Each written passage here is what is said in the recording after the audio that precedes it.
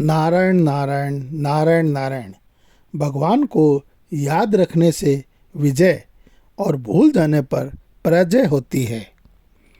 हे मेरे नाथ, मैं आपको भूलूं नहीं, यह प्रार्थना हर एक भाई बहन के लिए बड़े काम की है। आप हर दम यह प्रार्थना करके देखो तो सही, विचित्रता आ जाएगी। बीच में अपनी बुद्धि मत लगाओ, भगवान को भूले नहीं, फिर सब काम ठीक हो जाएगा। स्वयं पहले से ही परमात्मा के अंश हैं और वह उसी के शरण हो जाए तो फिर बाकी क्या रहेगा। कोई काम करो, कहीं जाओ, भगवान को अवश्य याद कर लो। भगवान को याद करने मात्र से मनुष्य संसार बंधन से छूट जाता है। भगवान को याद करने से उनकी कृपा से सब काम सिद्ध हो जाते हैं।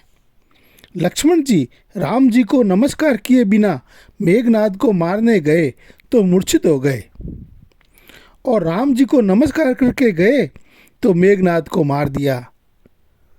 भगवान को याद रखने से विजय और भूल जाने से पराजय होती है।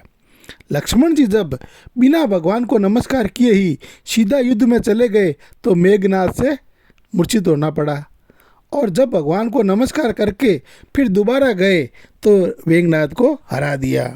तो भगवान को याद करने से हमारी जीत होती है, और भगवान को भूल जाएंगे तो हार हो जाएगी।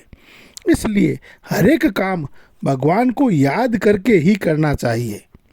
संसार के काम में विजय दिखती है, विजय होती नहीं, पर भगवान के भजन में सदा विजय ही होती है, पराजय होती ही नहीं। जैसे वृक्ष के मूल में पानी देने से पूरे वृक्ष को पुष्टि मिलती है और अन्न जल देने से पूरे शरीर को शक्ति मिलती है, ऐसे ही भगवान को याद करने से दुनिया मात्र को ताकत मिलती है। यह गुप्त बात है, हर कोई बताता नहीं। भगवान को याद करना सब बातों का सार है। भगवान को याद करने से दुख नहीं रहता, और भगवान के विमुख होने पर सुख नहीं रहता है। भगवान को याद करना संपूर्ण दोषों के नाश का उपाय है। राग द्वेष हो जाए तो आर्त होकर हे नाथ, हे मेरे नाथ पुकारो। जैसे डाकू लूटते हों तो आदमी पुकारता है, ऐसे ही आर्त होकर भगवान को पुकारो। ऐसा करने से जरूर फर्क पड़ेगा। भगवान से कहने पर हर एक दोष दूर होता है। थोड़ा सा भी राग उत्पन्न हो तो हे नाथ, हे मेरे नाथ पुकारो। अवगुणों का नाश करने के लिए और सद्गुणों को लाने के लिए, दोनों के लिए भगवान को पुकारो। उनकी कृपा से ही अवगुणों का नाश और सद्गुणों की रक्षा होती है। चलते फिरते, उठते बैठते हरदम हे नाथ, हे मेरे नाथ पुकारते रहो तो भगवान सब तरह से रक्षा करेंगे। जब अपने उद्योग से राग द्वेष दूर न हो तब दुखी होकर भगवान को पुकारो। भगवान की कृपा से बड़ी सरलता से सब काम हो जाएगा। पहले अपना बल लगाकर इन दोषों को दूर करो। जब दूर नहीं हो तब निर्बल होकर भगवान को हे नाथ, हे मेरे नाथ पुकारो। इसके समान दूसरा कोई उपाय नहीं है। पर अपने में बल का अभिमान नहीं होना चाहिए। अपने बल का अभिमान होगा तो सच्ची प्रार्थना कर सकोगे नहीं, देरी लगेगी।